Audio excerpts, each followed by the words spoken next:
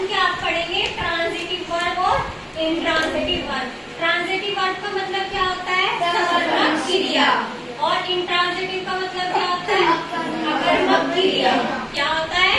अकर्मक क्रिया। ठीक है। अब ट्रांजिटिव वर्ब होती क्या है? क्या होती है transitive verb? A verb that requires an object to receive the action। क्या होती है? कैसी वर्ब होती है? A verb that require an object to receive the action। Action को रिसीव करने के लिए किसकी जरूरत पड़ती है? ऑब्जेक्ट की। ये कौन सी वर्ब को पड़ती है? ट्रांजिटिव वर्ब को। किसको पड़ती है? Transitive verb. एक्शन को रिसीव करने के लिए किसकी जरूरत पड़ती है? ऑब्जेक्ट की।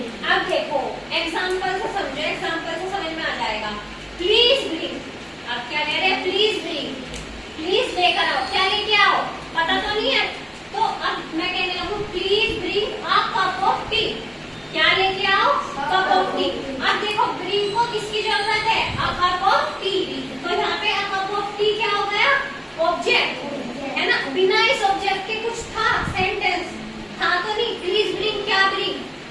अगर मैं तुमसे कहने लगूं प्लीज ब्रिंग तो क्या समझोगे? कुछ भी नहीं। अगर मैं कहने लगूं please bring a cup of tea, है ना, या फिर अ ग्लास ऑफ वाटर, है ना, तो ही तो समझोगे। मतलब जब हमारे पास कुछ ऑब्जेक्ट होगा तब हमारा वो सेंटेंस क्या होगा? पूरा होगा, है ना। ऐसे ही देखो जैसे शी मेड, क्या क्या बनाया उसने? ये तो पता ही नहीं। और मैं कहने लगूं शी मेड अ केक। क्या बनाया उसने? केक। तो ये क्या है? ऑब्जेक्ट। तो जो ये एक्शन हो रहा है ब्रिंग, मेड, इसको किसकी जरूरत है? ऑब्जेक्ट की।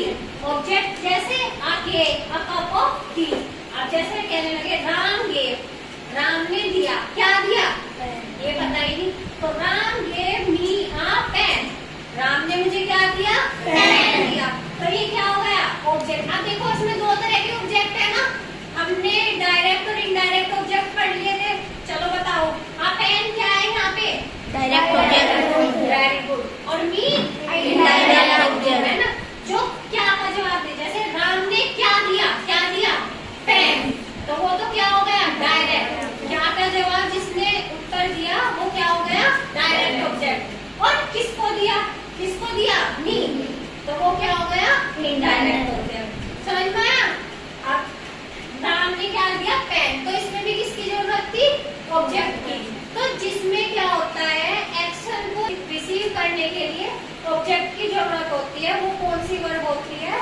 Transitive verb. कौन सी वर्ब होती है? Transitive verb. अब देखो नोट, नोट में क्या लिख रहा है? अ transitive verb require an direct object. क्या है?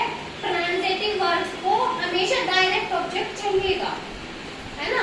ट्रांजिटिव वर्ब को क्या चीज की जरूरत है? Direct object. बिना ऑब्जेक्ट के तो ट्रांजिटिव वर्ब है ही नहीं, है ना। तो अब देखो जो ट्रांजिटिव वर्ब के कुछ वर्ड्स बता रही हूँ क्या है। क्या क्या है? Carry, clean, give, hit, make, take. जहाँ पे ये वर्ड्स यूज होते हैं ये कैसे होते हैं? ट्रांजिटिव है ना। अब इंट्रांजिटिव, इंट्रांजिटिव क्या होता है? The verb used without an object. भाई ट्रांजिटिव क्या था? जिसमें ऑब्जेक्ट होता था। इंट्रांजिटिव क्या है? The verb used without an object. क्या होते हैं इसमें? ऑब्जेक्ट नहीं होता है।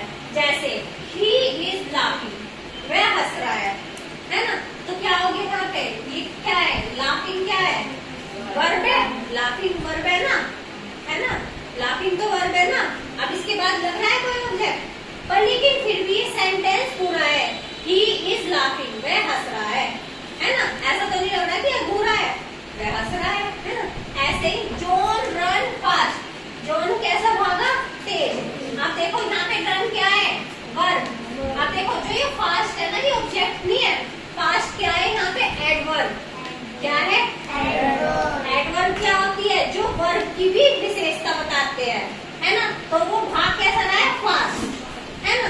कभी ये सोचो ये ऑब्जेक्ट है, ऑब्जेक्ट नहीं है। ये क्या है? ये एडवर्ब। तो ये क्या है? ये भी क्या होगी? Intransitive verb. अब देखो प्लीज सिट। क्या कह रहे हैं? बैठ जाओ, प्लीज बैठ जाओ, है ना। इसमें भी ऑब्जेक्ट नहीं है। वर्ब कौन सी है इसमें? सिट, है ना। समझ में? अब देखो जो हमने ये वाले एग्जांपल्स पढ़े इनमें ऑब्जेक्ट नहीं है ना। तो जिनमें ऑब्जेक्ट नहीं होते हैं वो कौन सी होती है? और जिसमें ऑब्जेक्ट होते हैं वो कौन सी होती है? ट्रांजिटिव। अब देखो जैसे हमने ट्रांजिटिव के कुछ वर्ड्स देखे, ऐसे ही ट्रांजिटिव वर्ब के कुछ वर्ड्स है, जैसे cry, die, laugh, leave, run, go, come, sit, sleep, stand, etcetera. है ना? इतना समझ में आया कि ट्रांजिटिव और इंट्रांजिटिव क्या होता है?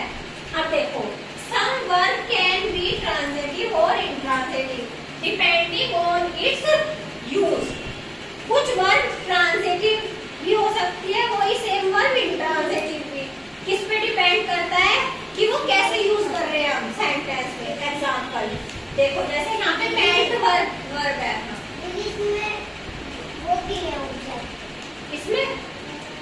इसमें ऑब्जेक्ट, इसमें जरूरत नहीं है उस ऑब्जेक्ट की, इसलिए नहीं है। तभी तो इसे, अगर इसमें ऑब्जेक्ट होता तो ये दो पार्ट में डिवाइड की होती, फिर तो एक ही हो जाता ना ट्रांजिटिव। कुछ में था ऑब्जेक्ट, कुछ में नहीं था, तो जिनमें था वो एक जगह रख दिया, उसका नाम क्या रख दिया? ट्रांजिटिव। जिनमें नहीं था उसको क्या रख दिया? इंट्रांजिटिव। है ना? समझ में आया? अब ये देखो, जैसे मेल्ट है, मेल्ट वर्ब है, मेल्ट मतलब क्या होता है? Heat from the car melted the ice cream. जो कार से हीट निकल के आ रही है, उसने क्या कर दिया? आइसक्रीम को मेल्ट। किसको करा मेल्ट? आइसक्रीम। तो देखो इसमें ऑब्जेक्ट है कि नहीं है? मेल्ट किसको किया? आइसक्रीम को। तो ऑब्जेक्ट है, तो ये वाला जो है ये क्या है? ट्रांजिटिव। कौन सी वर्ब है ये? Transitive verb. है ना? इसे भी बस समझना क्या है ये? Transitive verb. है ना? अब देखो ये वाला देखो, the ice cream melted, ice cream melt हो गई, पिघल गई। है ना?